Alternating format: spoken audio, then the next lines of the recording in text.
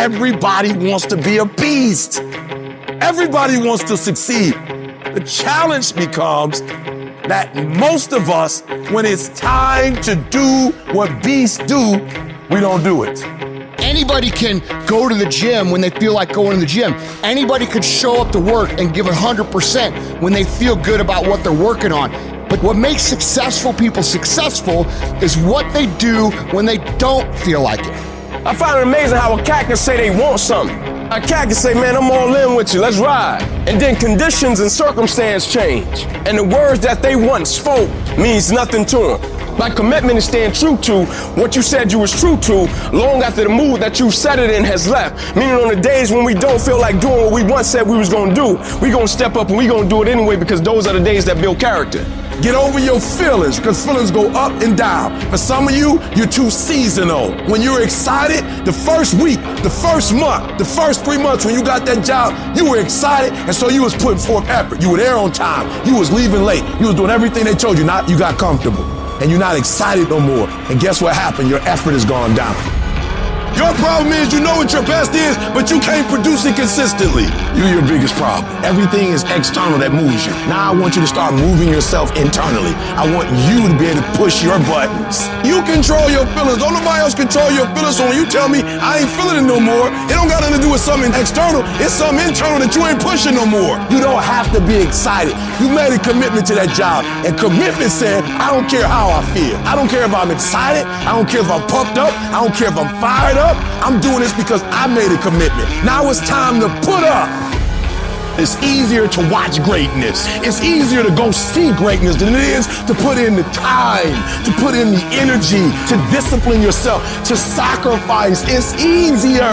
And so that's why you average. That's why you don't want to wake up in the morning. That's why you pissed off with Monday, because Monday is the day that you're supposed to go mold and shape and create your greatness. That's why you like Friday. I get it. Because Friday you get to chill. You don't have to face yourself on Friday. You don't have to face yourself on Saturday, on Sunday. That's the day that everybody is partying, everybody's drunk, everybody gets to forget that they didn't become who they were supposed to come during the week. That's why. But I challenge you.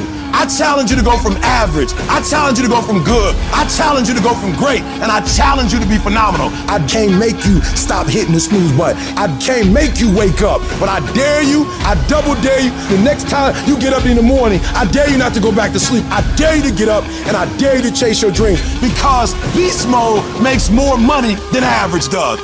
We're not gonna wait. We gonna do work. We gonna put in work. Because every time you put in work, you get the same consequences. You get paid. You get rewarded. Your mind wants to go to a nice spot where you're comforted, where shit is easy. It doesn't want to think. You have all these things in the mind, and the mind can only absorb so much. So all the pain that has to go through, it wants to push it away. So let's not do that. So every day I'm fighting where the mind wants to go. I've never arrived. You have to live that way. You need to be in a spot that's hungry. Work out every day. Better yourself every day. Suffer. Go back to a spot that's not so fucking comfortable for you. What did you do today to get uncomfortable? What did you do today? I don't give a fuck what you did 20 years ago. If you can get through these different barriers and gain 2%, 3%, 5%, that 40% becomes 60. That 60% becomes 70 and 80 and 90. And then you'll hopefully one day near 100. You got to come out your comfort zone, because your comfort zone is the deadliest place you will ever be. If you don't grow, you're dying. If you do not expand your business, expand your life, expand your mind, if you don't push to grow, you're dying. You should never feel comfortable. You should be happy and dissatisfied. You should double your business, triple it, because the attempt to get more makes you into something better. If you can find a way to push through pain, there's something greater on the other side of it. And until you come out your comfort zone, you will never touch a certain level of greatness. If you stay stuck in your comfort zone will keep you living a mediocre life. You want to touch fine things in life? Leave your comfort zone.